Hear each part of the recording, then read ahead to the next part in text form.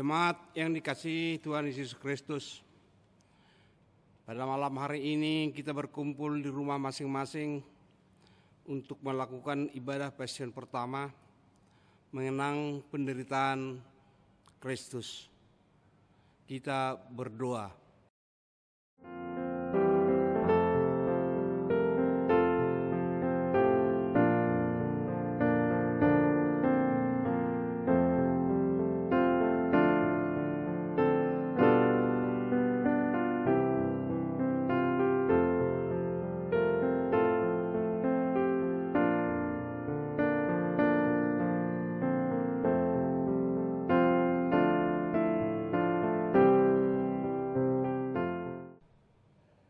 Berdoa selesai.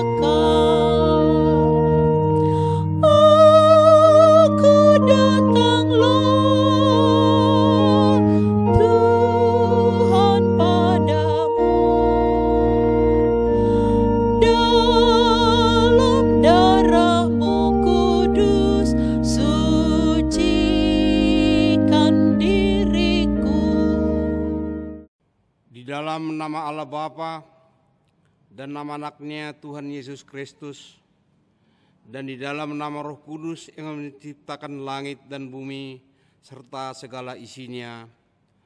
Amin.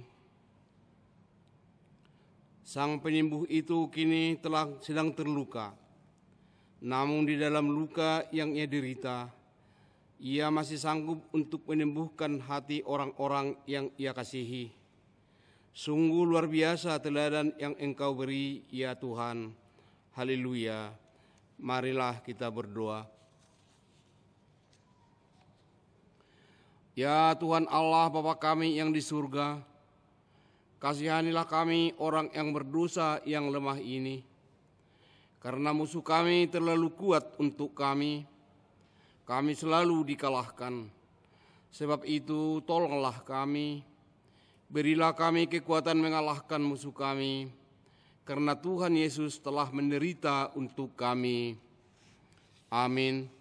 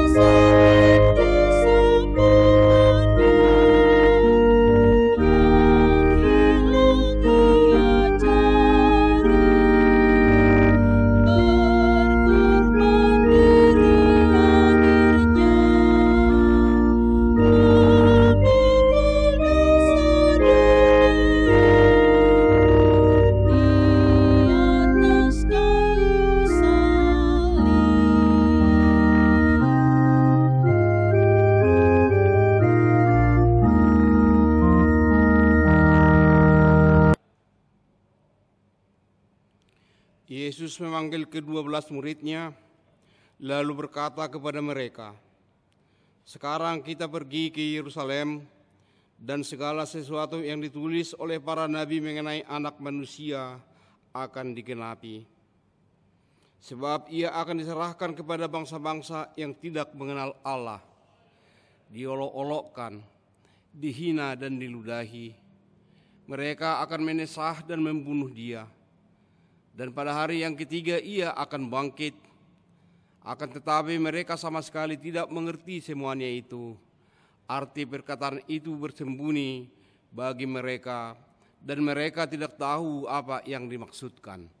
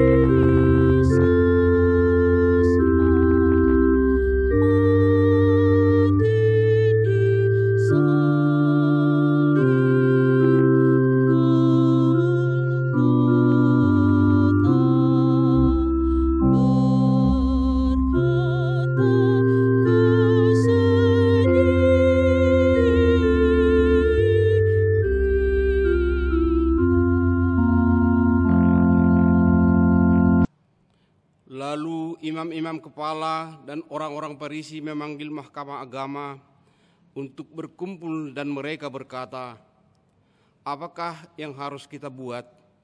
Sebab orang itu membuat banyak mujizat.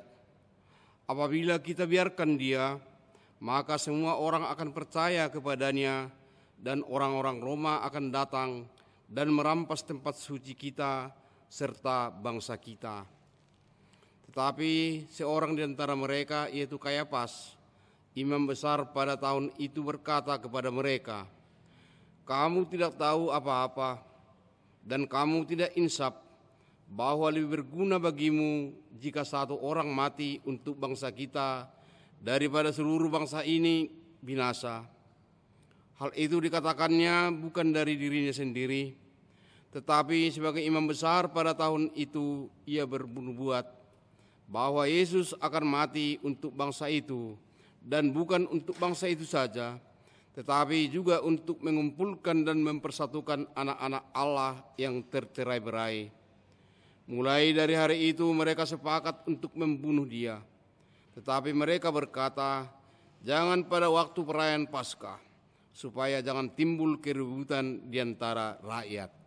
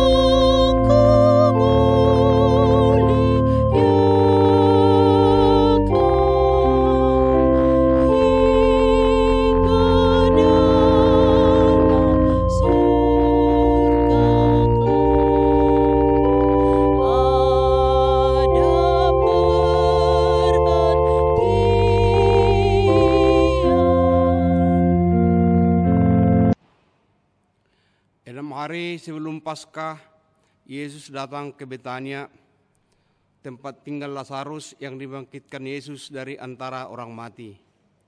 Di situ diadakan perjamuan kudus untuk dia dan Marta melayani. Sedang salah seorang yang turut makan dengan Yesus adalah Lazarus. Maka Maria mengambil setengah kati minyak narwastu murni yang mahal harganya, lalu meminyaki kaki Yesus dan menyekannya dengan rambutnya, dan bau minyak semerbak di seluruh rumah itu. Tetapi Yudas Iskariot, seorang dari murid-murid Yesus yang akan segera menyerahkan dia, berkata, "Mengapa minyak narwastu ini tidak dijual 300 dinar dan uangnya diberikan kepada orang-orang miskin?" Hal itu dikatakannya bukan karena ia memperhatikan nasib orang-orang miskin, melainkan karena ia adalah seorang pencuri. Ia sering mengambil uang yang disimpan dalam kas yang dipegangnya. Tetapi Yesus berkata, "Biarlah dia, mengapa kamu menyusahkan dia? Ia telah melakukan sesuatu perbuatan yang baik kepadaku, karena orang-orang yang miskin selalu ada padamu, dan kamu dapat menolong mereka bila mana kamu menghendakinya. Tetapi aku tidak akan selalu bersama-sama kamu." Ia telah melakukan apa yang dapat dilakukannya. Tubuhku telah diminyakinya sebagai persiapan untuk penguburanku. Aku berkata kepadamu, sesungguhnya di mana saja Injil diberitakan di seluruh dunia, apa yang dilakukannya ini akan disebut juga untuk mengingat dia.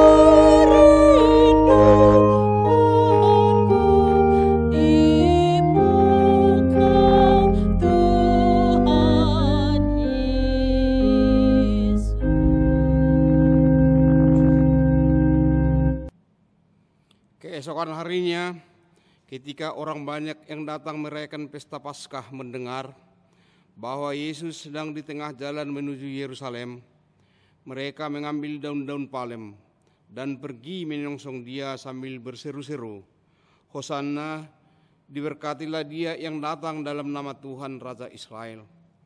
Yesus menemukan seekor keledai muda, lalu ia naik ke atasnya, seperti ada tertulis, "Jangan takut, hai putri Sion, lihatlah rajamu datang duduk di atas seekor anak keledai." Beberapa orang Farisi yang turut dengan orang banyak itu berkata kepada Yesus, "Guru, tegurlah murid-muridmu itu." Jawabnya, "Aku berkata kepadamu, jika mereka ini diam, maka batu ini akan berteriak."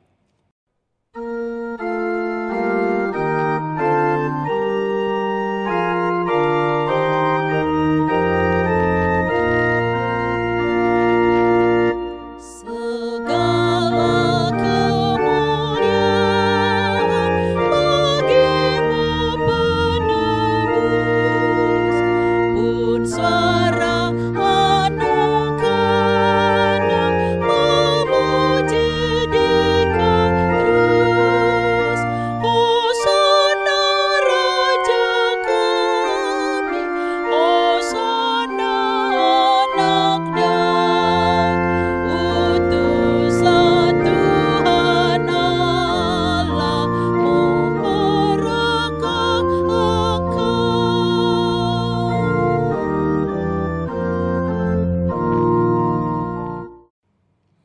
Maka masuklah iblis ke dalam Yudas yang bernama Iskariot, seorang dari ke-12 murid itu. Lalu pergilah Yudas kepada imam-imam kepala dan kepala-kepala pegawai bait Allah dan berunding dengan mereka bagaimana ia dapat menyerahkan Yesus kepada mereka. Mereka sangat gembira dan bermufakat untuk memberikan sejumlah uang kepadanya. Ia menyetujuinya, dan mulai waktu itu ia mencari kesempatan yang baik untuk menyerahkan Yesus kepada mereka tanpa setahu banyak orang.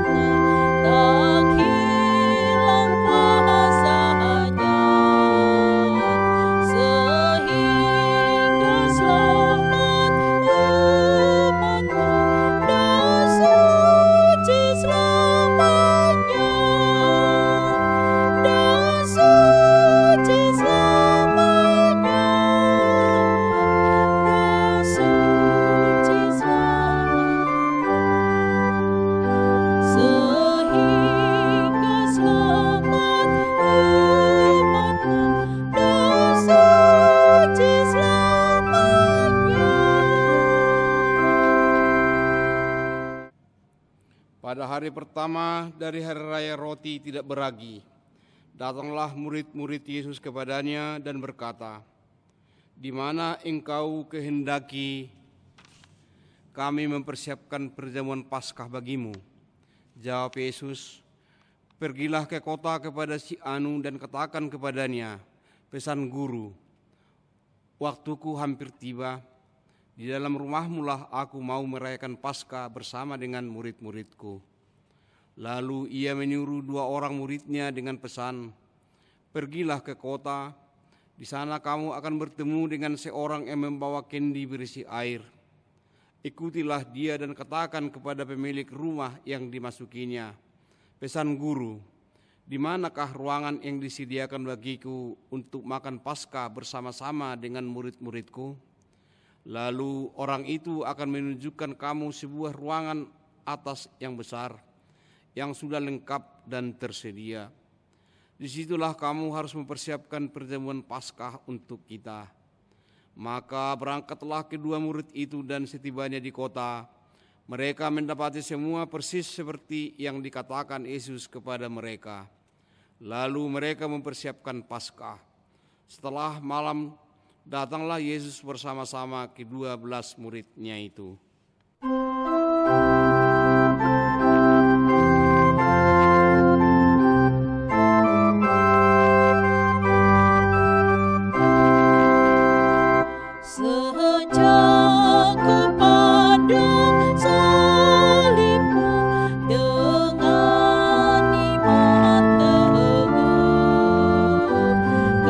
Kasih-Mu lah ku puji terus.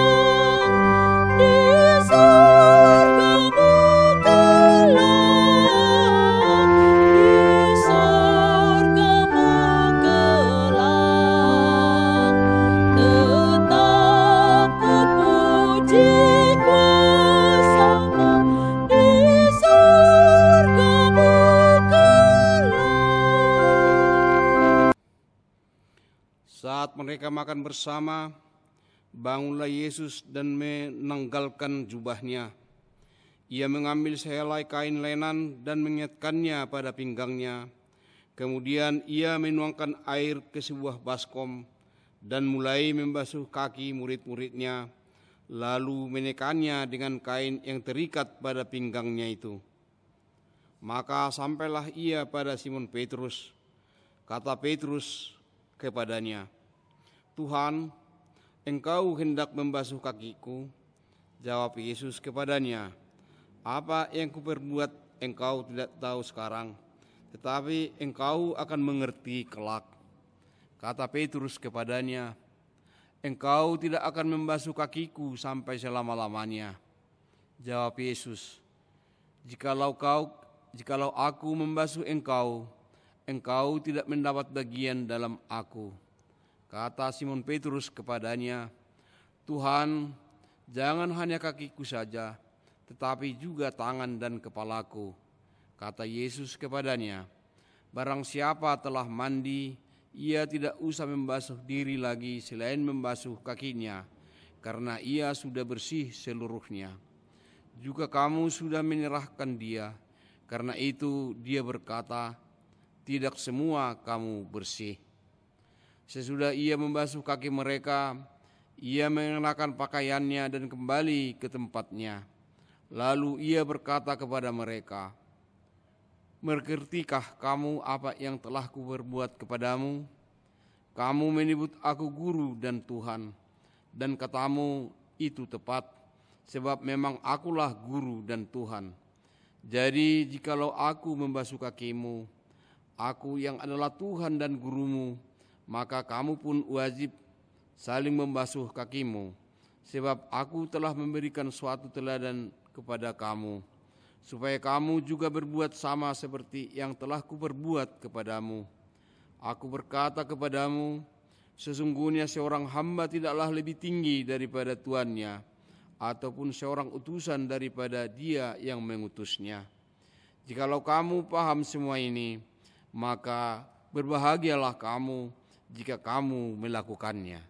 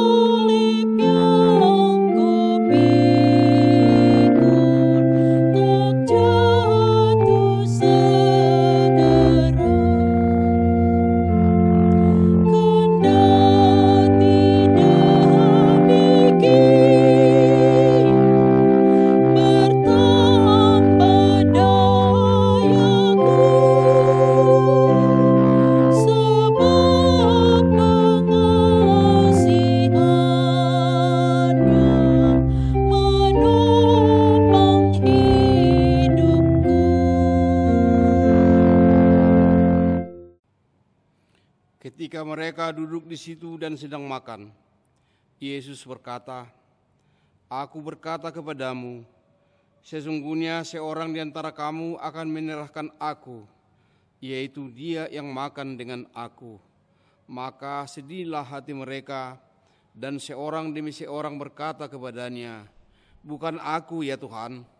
Ia menjawab, "Orang itu ialah salah seorang dari kamu yang 12 ini.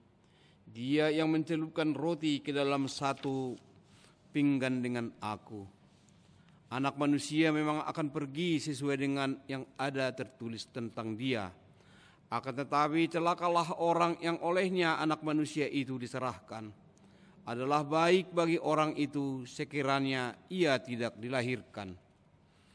Seorang di antara murid Yesus, yaitu murid yang dikasihinya, bersandar dekat kepadanya di sebelah kanannya. Kepada murid itu Simon Petrus memberi isyarat dan berkata, "Tanyalah siapa yang dimaksudkannya." Murid yang duduk dekat Yesus itu berpaling dan berkata kepadanya, "Tuhan, siapakah itu?" Jawab Yesus, "Dialah itu yang kepadanya aku akan memberikan roti sesudah aku mencelupkannya." Sesudah berkata demikian, ia mengambil roti, mencelupkannya, dan memberikannya kepada Yudas anak Simon Iskariot. Dan sesudah Yudas menerima roti itu, ia kerasukan iblis. Maka Yesus berkata kepadanya, "Apa yang hendak kau perbuat, perbuatlah dengan segera." Tetapi tidak ada seorang pun dari antara mereka yang duduk makan itu mengerti apa maksud Yesus mengatakan itu kepada Yudas. Karena Yudas memegang kas, ada yang menyangka bahwa Yesus menyuruh dia membeli apa-apa yang perlu untuk perayaan itu, atau memberi sesuatu kepada orang miskin. Yudas menerima roti itu lalu segera pergi.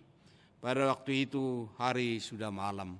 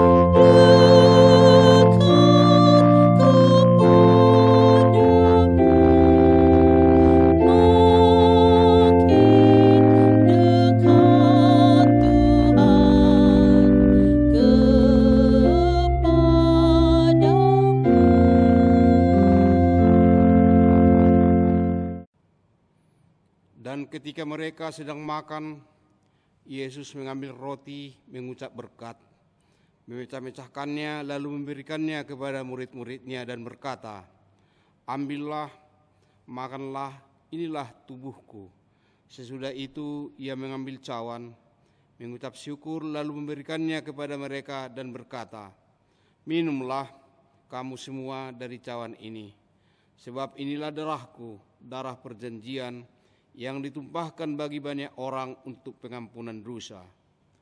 Akan tetapi aku berkata kepadamu, mulai dari sekarang aku tidak akan minum lagi hasil pokok anggur ini, sampai pada hari aku meminumnya, yaitu yang baru bersama-sama dengan kamu dalam kerajaan Bapakku." Sesudah menyanyikan nyanyian pujian, pergilah Yesus dan murid-muridnya ke Bukit Zaitun. Maka berkatalah Yesus kepada mereka, "Malam ini kamu semua akan terguncang imanmu karena aku, sebab ada tertulis, aku akan membunuh gembala dan kawanan domba itu akan bercerai-berai." Petrus menjawab, "Biarpun mereka semua terguncang imannya karena engkau, aku sekali-kali tidak." Lalu Yesus berkata, "Simon, Simon, lihatlah, iblis telah menuntut untuk menampi kamu seperti gandum, tetapi aku telah berdoa untuk engkau, supaya imanmu jangan gugur.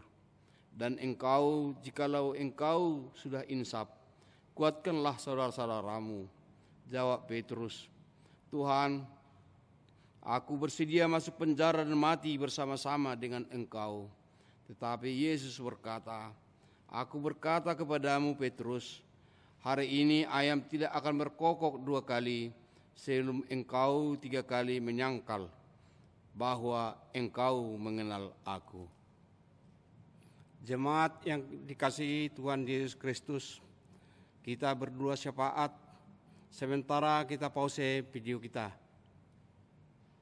Kita berdoa kiranya Tuhan memberikan kekuatan kepada semua umat di dunia ini, khususnya bangsa kita ini menghadapi wabah virus corona. Memberikan kekuatan kepada semua petugas garda terdepan, membantu korban COVID-19, melindungi kita semuanya khususnya jemaat HKBP Tukangan dari wabah virus corona, dan memberikan kekuatan kesehatan dan kebijakan kepada pemerintah untuk dapat menciptakan ketenteraman dan kesejahteraan bangsa ini. Berdoa dimulai.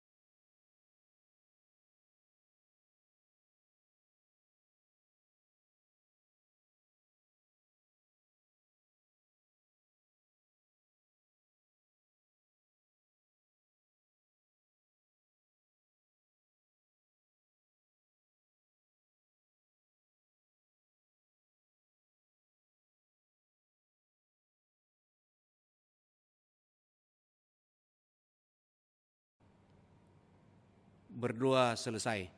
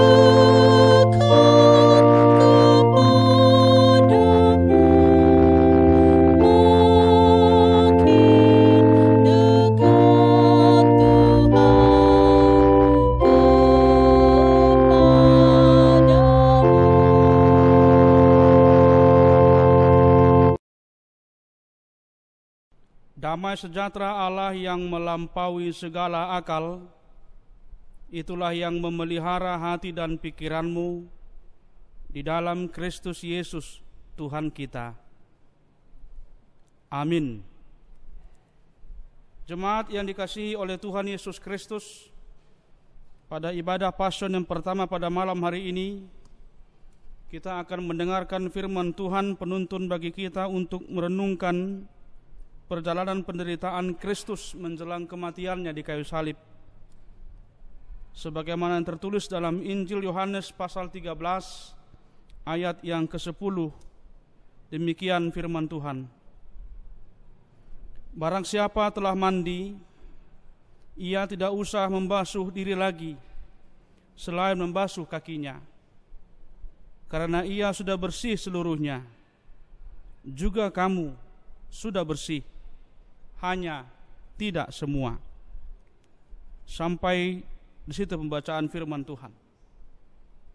Jemaat Tuhan, peristiwa Yesus membasuh kaki para murid memandang hal itu sebagai hal yang tidak lazim, sebagaimana kebiasaan yang berlaku pada saat itu.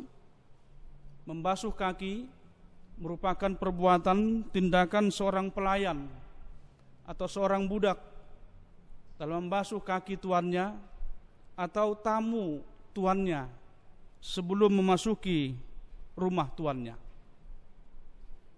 Hal itulah yang dilakukan oleh Tuhan Yesus terhadap para muridnya di malam terakhir mereka makan bersama. Malam di mana Yesus hanya ada beberapa saat lagi lamanya bersama dengan mereka sebelum ia ditangkap, didera, bahkan harus mati di kayu salib. Atas perbuatannya ini, para murid sempat menolak Mereka merasa enggan jikalau Yesus membasuh kaki mereka. Oleh karena itulah pada firman Tuhan malam ini mengajak kita untuk merenungkan bahwa peristiwa membasuh kaki yang dilakukan oleh Tuhan Yesus adalah peristiwa penting dan syarat makna iman bagi kehidupan orang percaya sampai dengan hari ini. Yesus mengatakan kepada mereka dan mungkin juga kepada kita pada saat ini, apa yang kuperbuat engkau tidak tahu sekarang, tetapi engkau akan mengerti kelak. Banyak kita yang melakukan sebuah ritual pembasuhan kaki. Namun jika dipertanyakan hal itu, apakah kita yang benar-benar memahami apa yang dimaksud dan apa tujuan pembasuhan kaki tersebut? Jemaat Tuhan, pada malam terakhir itu tidak seorang pun dari para murid yang bersedia secara sukarela dan berinisiatif untuk melakukan tugas yang dikerjakan oleh seorang pelayan atau seorang budak seperti yang dilakukan oleh Yesus. Mereka sungguh-sungguh belum memahami apa yang menjadi pesan pembasuhan kaki itu, karena mereka justru mempunyai orientasi apa yang dilakukan oleh Yesus adalah sebuah perbuatan yang memang tidak lazim dan perbuatan yang dilakukan oleh orang yang memang memiliki perasaan yang lebih rendah dibandingkan orang lain. Petrus saat itu berkata kepada Yesus agar jangan hanya kakinya saja yang dibasuh. Dia meminta Yesus untuk membasuh tangan dan juga kepalanya. Inilah menunjukkan orientasi pemahaman mereka akan arti pembasuhan itu hanya sekedar membasuh, hanya sekedar membasahi kaki atau mungkin tangan atau mungkin juga kepala mereka. Mereka tidak melihat orientasi sesungguhnya adalah terletak pada diri Yesus, bukan pada pembasuhan itu sendiri. Yesus yang bersedia untuk merendahkan dirinya, Yesus yang bersedia untuk mengosongkan dirinya, Yesus yang menyangkal dirinya sebagai anak Allah, bahkan sebagai Allah, sebagai juru selamat itu sendiri. Dan itulah pesan dari nas ini bagi kita pada saat ini. Apakah yang dilakukan Yesus atas dirinya? Dikatakan bahwa dia menanggalkan jubahnya, lalu dia mengambil sehelai kain lenan dan mengikatkan kain lenan itu ke pinggangnya. Kemudian ia menuangkan air ke dalam sebuah baskom dan mulai membasuh kaki para muridnya. Jemaat yang dikasihi Tuhan, peristiwa saat Yesus menanggalkan jubahnya, disitulah letak inti dari perbuatan Yesus itu sendiri. Yesus menanggalkan keegoannya, Yesus merendahkan dirinya, Yesus melepaskan kehormatannya. Sekali lagi, Yesus mengosongkan dirinya dan mengambil kedudukan sebagai seorang pelayan atau seorang hamba. Jemaat Tuhan, dalam diri Yesus kita dapat melihat arti dari sebuah pelayanan. Dalam diri Yesus kita dapat melihat bagaimanakah yang seharusnya melayani itu. Melayani yang sesungguhnya, melayani yang sejatinya melayani. Bukan untuk popularitas, bukan untuk dipuji atau mendapat sanjungan dari orang lain, atau pelayanan tidak menjadi kesempatan untuk memperoleh, mengharapkan keuntungan untuk diri sendiri. Akan tetapi melayani atau pelayanan itu lebih jauh daripada hal yang biasa kita lihat.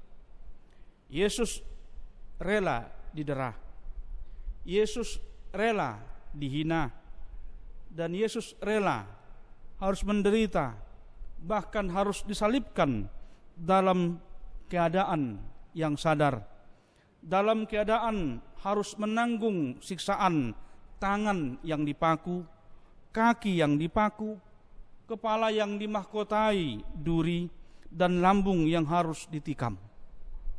Dia tidak mempertahankan nyawanya, dia tidak melawan, dia tidak mencoba untuk melepaskan diri dari semuanya, melainkan dia menyerahkan dirinya sepenuhnya sebagai tebusan bagi keselamatan dunia ini. Yesus adalah anak domba Allah, domba yang dipersembahkan untuk menebus dosa, untuk memberikan jaminan keselamatan kepada setiap orang yang percaya kepadanya. Sehingga segala yang diperbuat oleh Yesus, segala tindakan Yesus, terutama pada peristiwa pembasuhan kaki, adalah merupakan hakikat dari sebuah pelayanan menyerahkan diri sepenuhnya kepada Allah dalam kerendahan hati.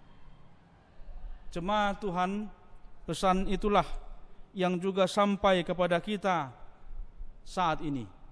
Bahkan pesan yang tidak dapat dibatasi oleh waktu dan tempat. Sehingga melalui nas ini kita ditantang untuk merenungkan panggilan pelayanan kita, baik sebagai majelis jemaat atau bahkan sebagai anggota jemaat. Bagaimanakah kita mewujudkan hidup melayani, saling memberi, saling merendahkan hati, saling peduli satu sama lain, sebagaimana yang telah diperlihatkan, yang telah diteladankan oleh Yesus. Yesus melayani sesama dan dunia. Kita pun dipanggil untuk melayani sesama dan juga dunia. Yesus menginginkan kita melayani setiap orang tanpa terkecuali, tidak melihat siapakah orangnya, suku apakah dia, agama apakah dia, namun melihat dari sisi kemanusiaan seseorang. Di sanalah panggilan pelayanan itu menjadi sebuah penyataan iman bagi kita, orang yang percaya kepada Kristus. Dengan demikian, perenungan Pasion yang pertama pada malam ini, setelah kita mengikuti perjalanan penderitaan Kristus yang telah dibacakan untuk kita tadi, jelaslah panggilan pelayanan itu merupakan tanggung jawab kita semua di tengah-tengah kehidupan kita sebagai warga gereja, sebagai pengikut Kristus yang setia. Marilah kita melayani dengan penuh cinta dan kasih yang tulus, sebagaimana yang diperlihatkan oleh Tuhan kita Yesus Kristus. Selamat merenungkan pelayanan dan kebaikan Yesus, dan biarlah Roh Kudus-Nya yang bekerja dalam diri kita sehingga kita benar-benar melakukan pelayanan yang sesungguhnya sebagaimana yang telah diteladankan oleh Tuhan kita Yesus Kristus. Berbahagialah mereka yang mendengarkan firman Tuhan dan yang memeliharanya dalam hidupnya. Marilah kita berdoa. Ya Tuhan Allah Bapa kami yang di surga, kami bersyukur Tuhan pada malam hari ini karena Engkau berikan kepada kami kesempatan untuk mengikuti ibadah Pasion yang pertama ini, untuk mendengarkan berita perjalanan penderitaan anak-Mu Tuhan Yesus Kristus sebelum kematiannya. Penderitaan yang menjadi teladan bagi kami untuk meniru Kristus dalam upaya menyatakan diri sebagai pengikut Tuhan dalam pelayanan kami di tengah-tengah kehidupan kami sehari-hari, dan juga pelayanan kami di tengah-tengah gereja-Mu. Berilah kami kerendahan hati, berilah kami kerelaan, berilah kami ketulusan Tuhan dalam melayani Engkau, melalui melayani sesama kami. Berilah kami Roh Kudus-Mu, agar hati dan pikiran kami jernih dan juga terang oleh tuntunan kasih-Mu, agar kami dapat melakukan apa yang sesuai dengan kehendak-Mu saja. Inilah doa dan permohonan kami yang kami sampaikan dalam nama Putra-Mu yang terkasih, Yesus Kristus Tuhan dan Juru Selamat kami yang hidup. Amin.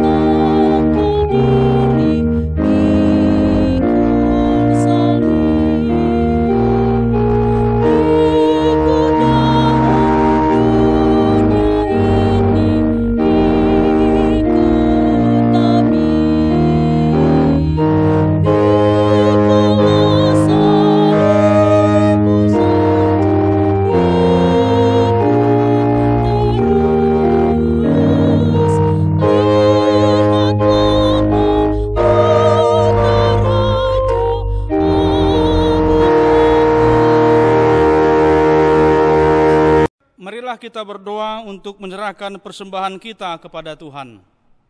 Ya Allah, Bapa kami yang di sorga, kami mengaku bahwa Tuhan adalah sumber dari segala karunia yang melimpah dalam kehidupan kami masing-masing. Sebahagian daripada karunia itu, kami serahkan kembali sebagai persembahan kepada Tuhan. Terimalah dan berkatilah persembahan umat-Mu ini, agar dapat kami pergunakan untuk pekerjaan dan pelayanan kerajaan Tuhan di dunia ini. Bukalah hati kami untuk mengenal betapa banyak berkat dan karunia yang kami peroleh dari Tuhan, supaya kami senantiasa bersyukur kepadamu. Di dalam nama Yesus Kristus Tuhan kami. Amin. Kita bersama-sama di dalam doa Bapa kami. Bapa kami yang di sorga, dikuduskanlah namamu, datanglah kerajaan-Mu, jadilah kehendak-Mu di bumi seperti di sorga. Berikanlah kami pada hari ini makanan kami yang secukupnya, dan ampunilah kami akan kesalahan kami, seperti kami juga telah mengampuni orang yang bersalah kepada kami.